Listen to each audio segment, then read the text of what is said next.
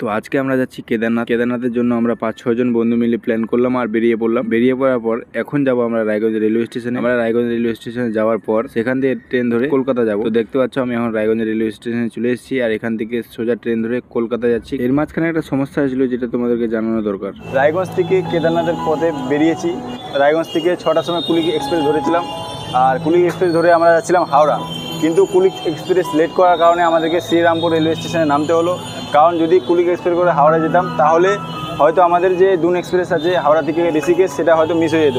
তার জন্য আমরা শ্রীরামপুর রেলওয়ে স্টেশন নেমে গেছি আর এখানে খাওয়া দাওয়া করে নিয়েছি, রেস্ট করে নিয়েছি আর দুন এক্সপ্রেস আসতে আর আমরা এখানে ওয়েট করছি ট্রেনের। তার কিছুক্ষণের মধ্যে ট্রেনটা চলে আসলো আর আমরা গিয়ে আমাদের সিটে বসে পড়লাম। আমরা ট্রেনে উঠে গিয়েছি আর আমাদের ট্রেন রানিং হয়ে গেছে, অন্ধকারে দেখা যাচ্ছে। তো ফাইনালি আমরা পৌঁছে গেলাম হরিদ্বারে নেমে পড়লাম। এখন আমরা হরিদ্বারে আছি আর আমরা যাবো ঋষিকেশ থেকে বাস ধরে যাবো সোনপ্রয়াগে। তারপর হরিদ্বারে কয়েকটা আন্টির সাথে দেখা হলো, খুবই ভালো মানুষ ছিলেন তারা, তাদের সাথে মিট করে খুব ভালো লাগলো। তারপর আমরা হরিদ্বার রেলওয়ে স্টেশন থেকে হরিদ্বারের যে ঘাট আছে গঙ্গা ঘাট সেখানে গেলাম, সেখানে স্নান করলাম। এখন আমরা চলে এসেছি হরিদ্বারের গঙ্গা ঘাটে আর ওখানে যাবো, এখন স্নান করবো। স্নান করার পর আমরা ঋষিকেশের পথে বেরিয়ে গেলাম। তো আমরা এখন হরিদ্বার থেকে ঋষিকেশ যাচ্ছি। এখান থেকে সোনপ্রয়াগের বাস ডাইরেক্ট পাওয়া গেল না কারণ লেট করে ফেলেছি। আর এখন যাবো ঋষিকেশ থেকে সোনপ্রয়াগের বাস অ্যাভেলেবেল আছে।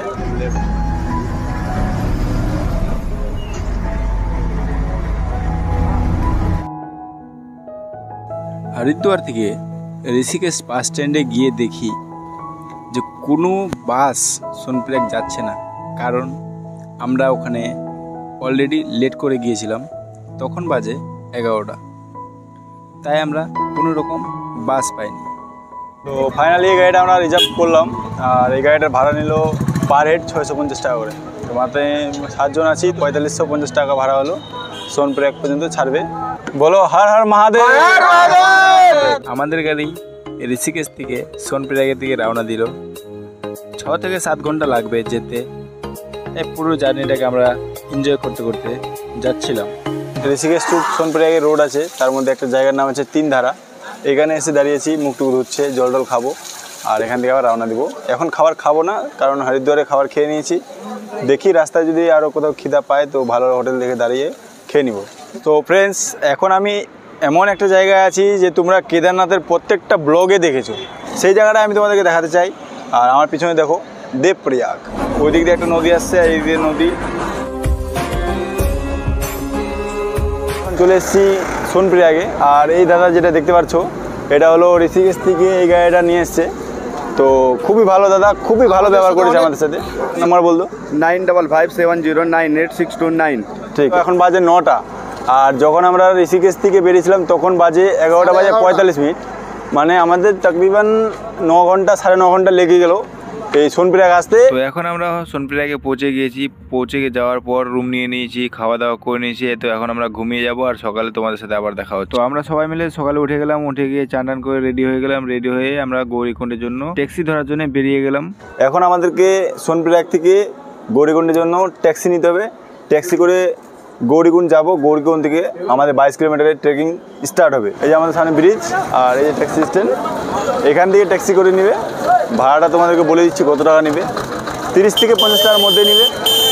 এখান থেকে আমাদেরকে গৌরীকুণ্ড যেতে হবে।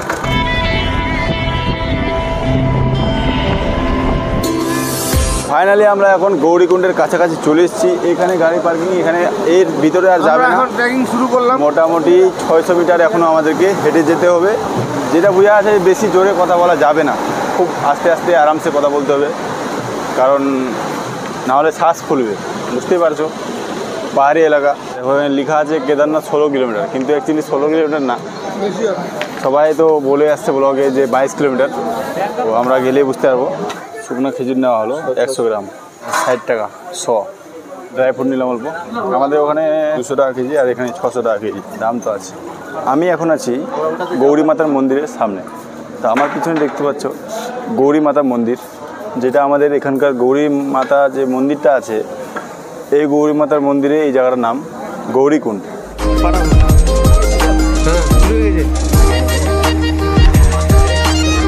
शून्य है शिव पुण्य है शिव कर्म है शिव धर्म है शिव গৌরীকুণ্ডে এখানে কলক রুমে আমাদের ব্যাগটা রেখে দিলাম। এখন আমাদের ট্রেকিং স্টার্ট হবে 22 কিলোমিটার। এখন প্রায় 9:30 দিকে আমরা ট্রেকিং স্টার্ট করলাম। এই জায়গাটা যেটা দেখছো এটার নাম হলো ঘোড়াপাড়াও। এখান দিয়ে মেন তুমি ঘোড়ার টিকিটগুলো পেয়ে যাবে। হর হর মহাদেব, হর হর মহাদেব। এটা হলো ভীমবালি। ভীমবালি থেকেও ঘোড়া পাওয়া যায়, আর এখানে থাকার ব্যবস্থা রয়েছে। জিম ভিএনের হোমস্টেও রয়েছে, এখানে থাকলেই থাকতে পারো। এই জায়গাটার নাম হলো ভীমবালি। আর যেটা পিছনে দেখতে পাচ্ছ ওখান দিয়ে একটা রাস্তা নেমেছে, এই যে দেখছো, এটা এদিক দিয়ে ঘুরে ওই দিক দিয়ে গেছে, ঠিক আছে, ওই দিক দিয়ে গেছে। আর একটা আমি যেটা রাস্তা দিয়ে যাচ্ছি ওটা শর্ট, সোজা গেলেই শর্ট পড়বে। মোটামুটি আমার হিসাবে 2 থেকে 3 কিলোমিটার শর্ট পড়বে এই রাস্তা যদি যাওয়া। 50 মিনিট। কেদারনাথ এখনও 4 কিলোমিটার। আমরা এখন কেদারনাথের বেস ক্যাম্পে চলে এসেছি। বাবার দর্শন কালকে তোমাদেরকে করিয়ে দেবো। আজকে আর একটু খুব ভালো লাগছে না, পুরো ভিতর থেকে টাইট ফিল হচ্ছে, তাই আমরা এখন শুয়ে পড়বো। দর্শন কালকে করাবো, সঙ্গে থাকো, দেখতে থাকো। হর হর মহাদেব। হর হর মহাদেব। আর এই ট্রেনটা যেটা দেখছো, এই ট্রেনটা আমরা পার হেড 200 টাকা করে নিয়েছি। शंभु शंभु शंभु महादेव शंभु शंभु। আমার পিছনে যেটা দেখতে পাচ্ছ এই ট্রেনটাই আমরা ছিলাম, আর এখন যাব কেদারনাথ বাবার দর্শন করার জন্য। আমার বা পাটা একটু ব্যথা করছে কালকে ট্রেকিং করে, কারণ আমরা ট্রেকিং করি না তো, তার জন্যে। আর আমি বলছি যে যারা সেপ্টেম্বর মাসে আসো তাদের জন্য না হোটেলের অভাব, না খাওয়ার অভাব, না টাকাও বেশি লাগবে, কোনো কিছু বেশি লাগবে না। এখানে একটু পরপরই হোটেল আছে খাবার। এই দেখো, টেন্টের তো অভাব নেই, প্রচুর টেন্ট। একটা জিনিস তো আছে, যত বাবার দিকে এগিয়ে যাচ্ছি তত পা ব্যথা কমে যাচ্ছে, কোনো তো ব্যাপার আছে। আর ব্যথা ব্যথা নেই, কমে গেল ব্যথা। যেটা হেলিপ্যাডটা দেখতে পাচ্ছ এটা ডাইরেক্ট ফাটা থেকে এখানে নামে, আর যারা যারা হেলিকপ্টারে আসে ওদেরকে এখানে ল্যান্ড করায়, আর এখান দিয়ে আবার ফাটা নিয়ে চলে যায়। হর হর মহাদেব। हो गया दर्शन? बहुत अच्छा हुआ दर्शन, बहुत अच्छा हुआ। যেটা ভিড় দেখতে পাচ্ছ এটা হলো রেজিস্ট্রেশন দেখা দেবে, তাহলে মন্দিরের জন্য পাস পাওয়া যাবে। একটা টোকন দিবে, গেট পাস টোকন, ওটা দেখিয়ে মন্দিরে এন্ট্রি হবে। ওই টোকনটা লাগবেই। যারা যারা বাই মিস্টেক যদি রেজিস্ট্রেশন না করে আসো, অনলাইনেও করনি অফলাইনেও করনি, তাদেরকে কিন্তু এখানে আনরেজিস্টারের একটা কুপন দিবে। অসুবিধা হবে না, কিন্তু আমার হিসাবে রেজিস্টার করে আসাই দরকার। প্রসাদ নেওয়া কমপ্লিট, এখন গিয়ে পূজা দিয়ে দিই আর তোমাদের বলবো দর্শন করে দিই।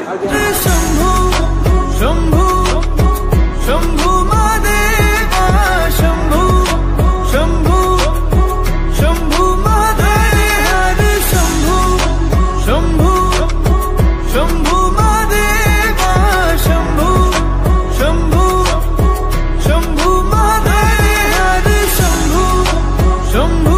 আমরা আজকে এখানে এসেছি বাবা কেদারের কাছে। জন্মাষ্টমীর দিন, আজকে জন্মাষ্টমী, আর আমাদের জন্মাষ্টমীতে বাবা কেদারের দর্শন আমরা পেয়েছি। হর হর মহাদেব। शिवाय नागेन्द्रहारा त्रिलोचना। তো এখন আমরা লাইনে আছি মন্দিরে, তোমরা দেখতে পাচ্ছ লাইনটা, আর পিছনেও লাইন আছে।